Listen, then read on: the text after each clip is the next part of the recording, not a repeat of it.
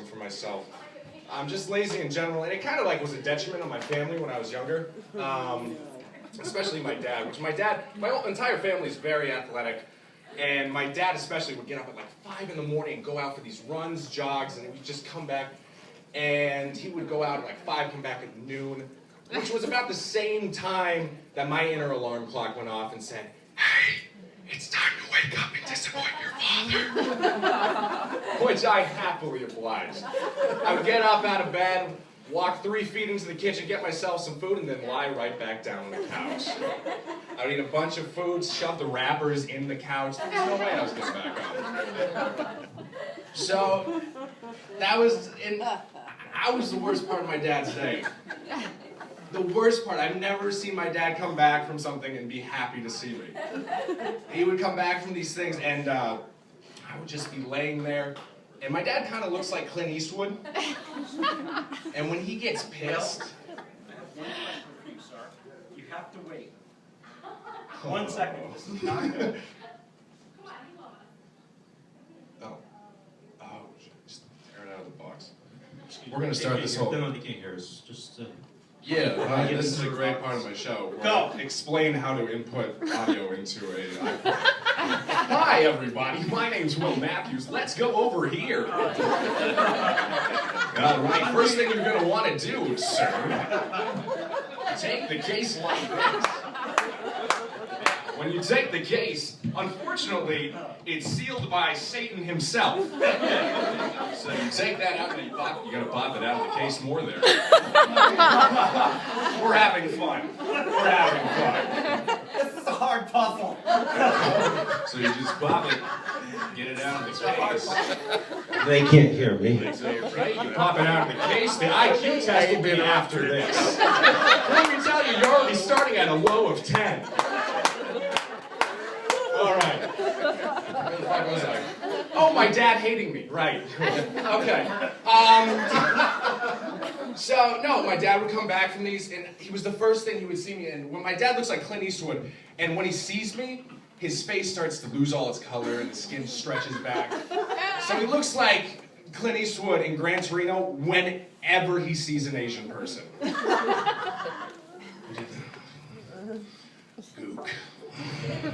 Gook.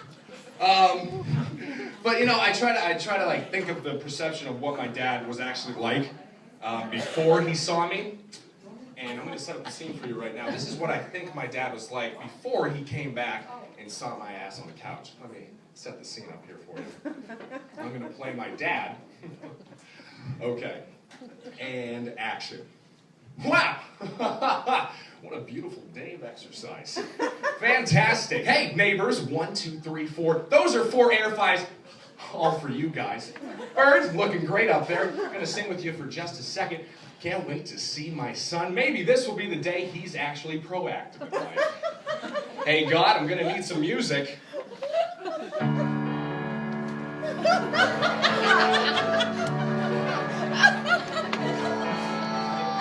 So I can show him shining, shimmering, splendid. Tell me, Will.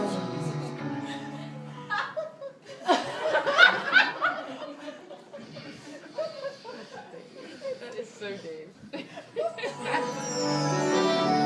A piece of shit, a dazzling speck of insignificance.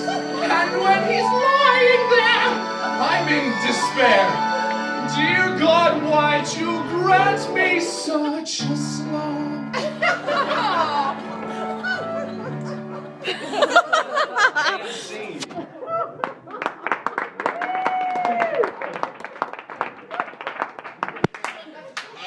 Yeah, but I was extremely lazy.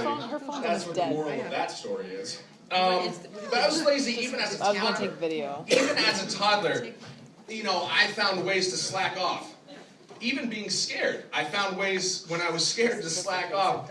You know, most kids, when they have nightmares, they would jump out of bed, run down the hallway, go to their parents' room and jump in their bed, possibly smelling like piss. No, I did not do that. The thing that I would do was I would wake up, sit up in my bed, go to the corner of the bed and just yell. Just yell for my parents like an annoying snooze alarm that you can't hit because you'll go to jail if you do. And I would just sit there at the end of the bed. Mom! Mom! Mom! Mom!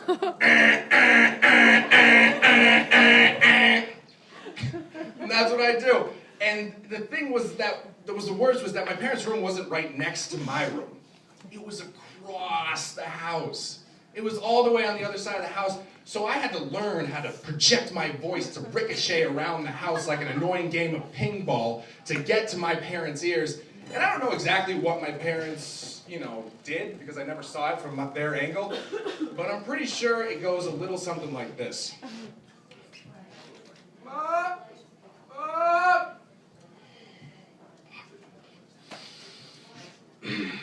Yeah, Wendy? This is better than anal? Oh, God. My mom's in the crowd, by the way. Which makes this joke 10 times more fun to talk about on the way home.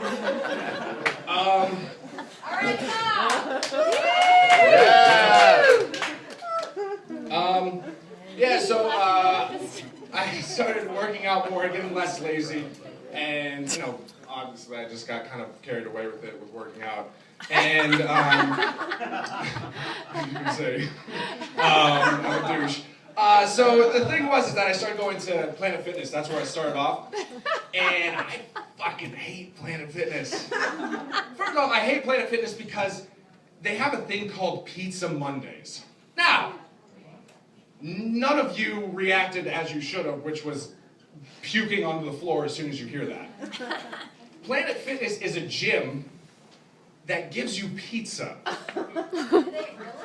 Yes. I've been a member for 6 months and it happens on one. It's on Mondays.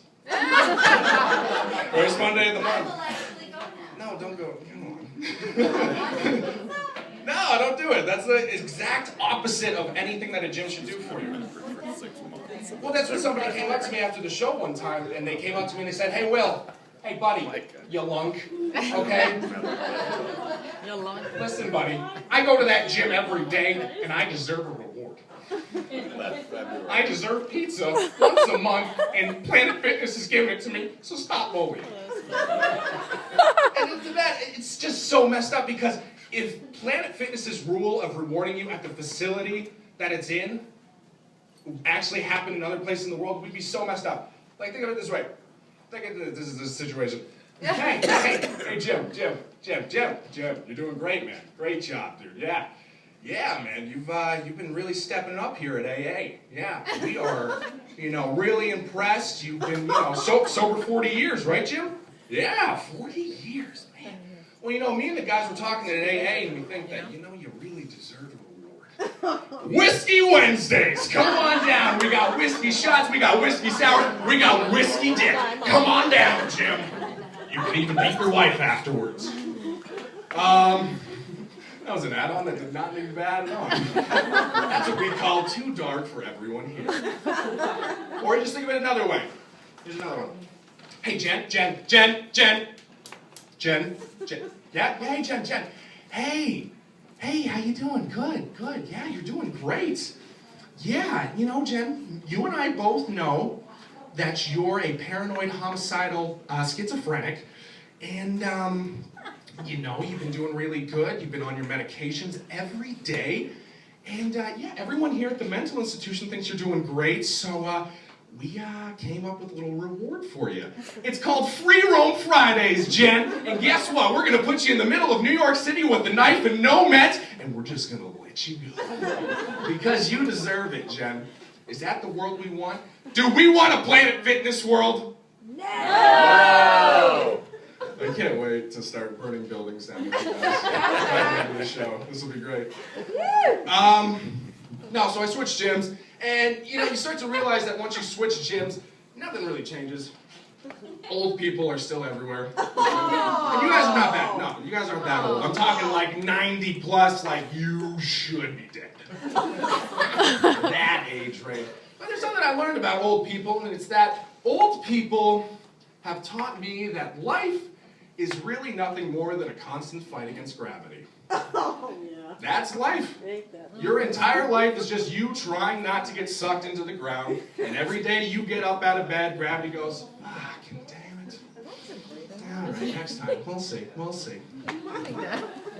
the thing with old people is I've been in enough male locker rooms, and I don't know how gravity is fighting us, but I think it's going directly for our genitals. It's almost as Satan himself is reaching up out of the ground and pulling old man Jenkins down by the tip of his penis. Oh, my favorite O.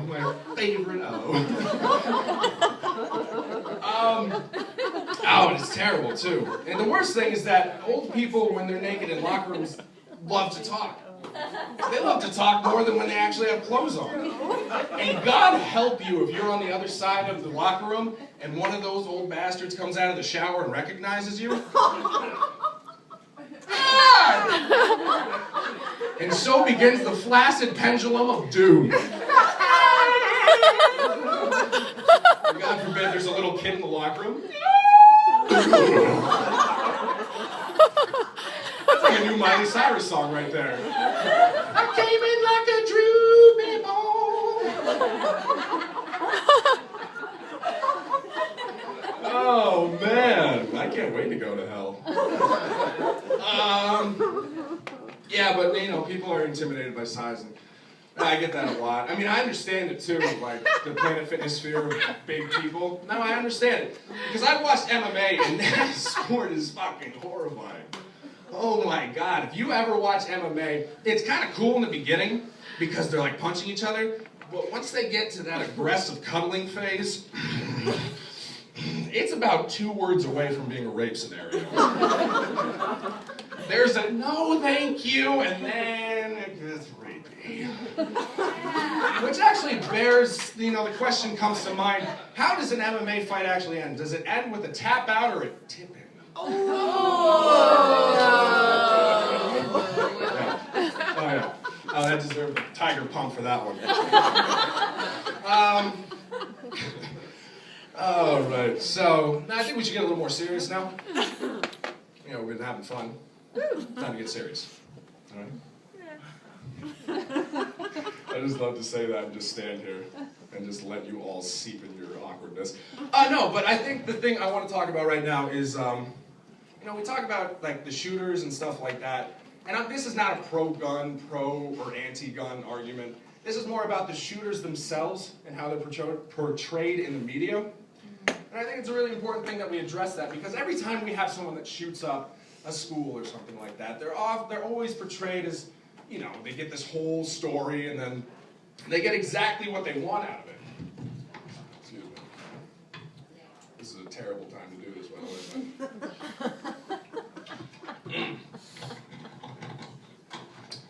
So, they get portrayed in the media as these, like, this infamous thing, and that's what they go for. So, I'm no expert. As you can see, I'm wearing a Reps for Jesus shirt right now. Got a faux hawk going on, but I do have a microphone and no one else is talking. So I think I'm the expert right now, so let's hear what I have to say about this. So I think the thing that we need to do when we have these shooters that come on and do what they do, as soon as they do something, we have to eliminate their name. They can't have a name anymore. You totally take out the name and you have to replace it with something. Not the shooter, that's lame. This is the name, douche cunt. Douche cunt. Douche cunt! Yeah, that's the name, and it has to be the name. We don't have a choice on this matter, and if the media's gonna talk about it, they can't say other things. They can't say the shooter or his previous name. You either say douche cunt on the air, or you don't talk about the shooter at all. Yeah. So, you can't say DC either, that's bullshit. You say douche cunt. And it's gonna be weird at first. There's gonna be reports. So, it seems that the shooter, or it seems that douche cunt. Yeah, just took himself out in the parking lot. Okay. So, and then the other thing that comes up is that if someone ever says something, like there's going to be interviews and stuff that happens afterwards about the shooter. So what you have to do, solution. There's going to be people that say the name. What we have to do is horribly dub over when they're talking.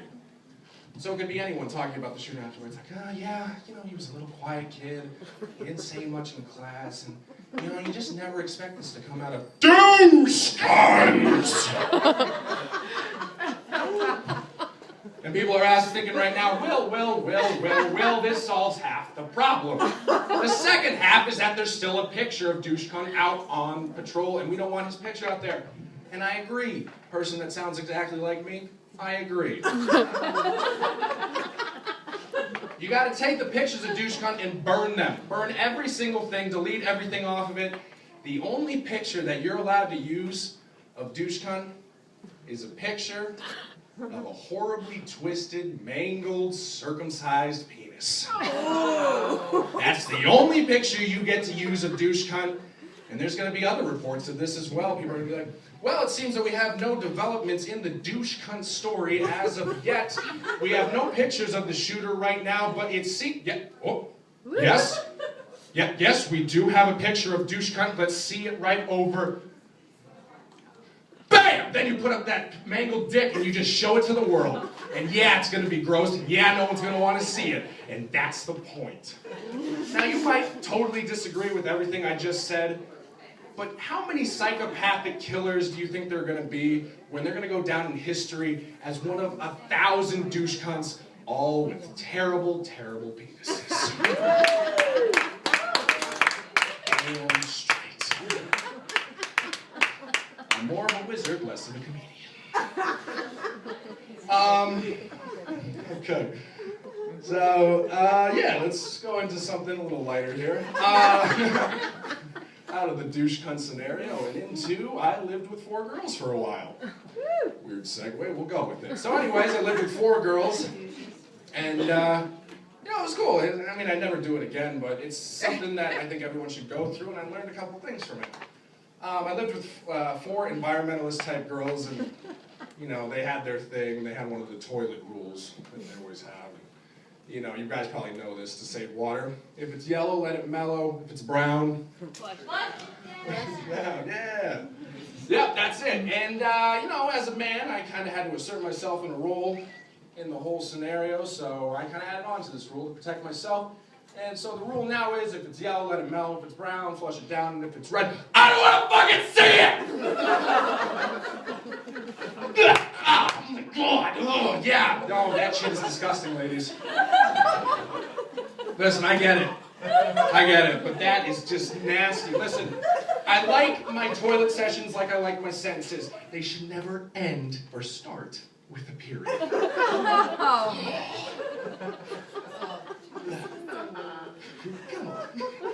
Once, just a couple of red stains in the toilet, that's fine. No, it's not. But no, I get it. I mean, men just... Ladies, I get the period, and, you know, it took me 2 years to figure out how much that actually sucks for you guys. 2 years. 2 years of total neglect, until the final day I was like, oh, that does suck. Okay. Because men, we don't have anything to relate to it to. We don't have anything like that constant awfulness that is whatever your existence is. And, you know, men try to rationalize it all the time. I used to do it myself, and we'd be like, yeah, you got periods, but it's not like getting hit in the balls. All right? It's not like getting hit in the balls. Which, no, guys. It's not like getting hit in the balls. Listen, getting hit in the balls is awful. Both of my testicles receded into my body as soon as I said that. Okay, that's how bad it is. But when that happens, it doesn't happen once a month for a week. Getting hit in the balls happens once every 5 months, maybe, if you're lucky. So, you know, I came up with a solution to this. It's a pretty good solution, I'd say. I got you, baby birds. I'll feed you. So the solution to this I came up with is that if men want to experience the same thing that women go through, they get assigned a mythological midget when they reach the age of puberty. Yep. And when this mythological midget is given to them, it comes around once a month for a week and bashes them in the nuts randomly throughout that entire week. Yeah. Yep. Just be your time of the month.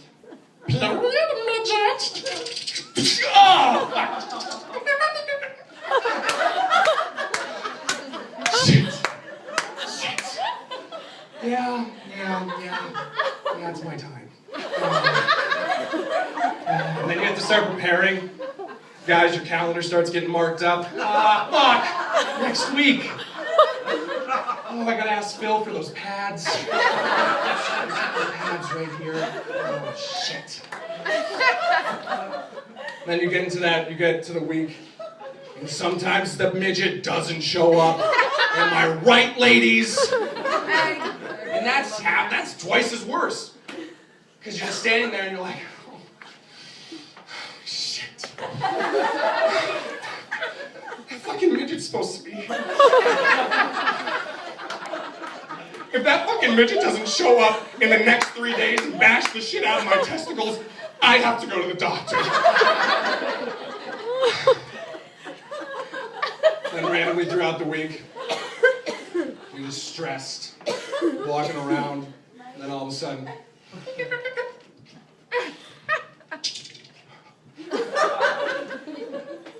period midget?